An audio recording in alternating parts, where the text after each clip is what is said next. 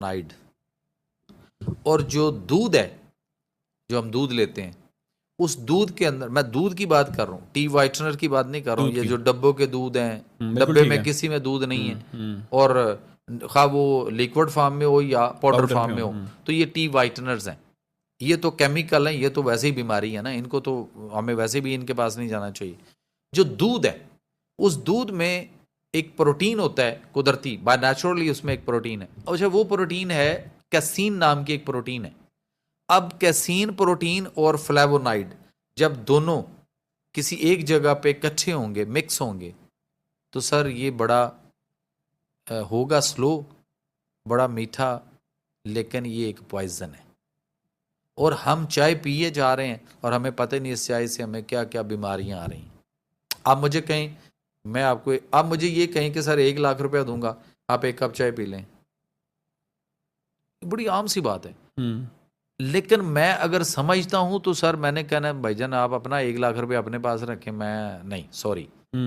لیکن اگر یہی بات میں پبلک کو کہوں کہ جی 500 روپیہ نہیں، 50 روپے دیں گے جی آپ کو، ایک کپ چائے پی لیں، تو پبلک کہے گی بھائی جان تسی 50 روپے بھی نہ دو، تسی سانو انجی چائے پیا دو. اچھا، ایک اور ٹرینڈ بن چکا ہوا ہے کہ کسی کے گھر گئے، کسی دوست کے پاس دعوت میں چلے جائیں، وہ تتر بٹیر، ہرن، مرغابی جیسی نایاب چیزیں بھی آپ کے سامنے رکھ دے اور ہم کھا کے آ جائیں. تو میں کہوں، آپ مجھے پوچھیں یار وہ فلاں کی طرف آپ گئے تھے، میں کہوں جی ہم تو گئے تھے.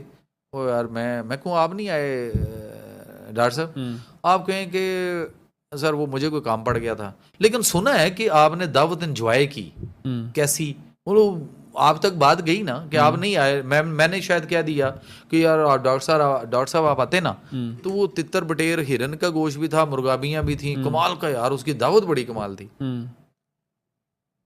نعیم ثاقب صاحب نے کی تھی. اچھا، اب میں وہاں پہ بیٹھا ہوں اور میں اکثریت پبلک کی بات کرنے لگا ہوں. تو پبلک میں سے کوئی بھی ہوگا تو وہ پتہ کیا کہے گا، چھوڑ ڈاکٹر صاحب، کیا انہوں نے دعوت کی، یار اتنی اچھی دعوت تھی، نہیں کچھ نہیں، کسی کام کی نہیں، بیکار تھی. کس طرح ہوئی؟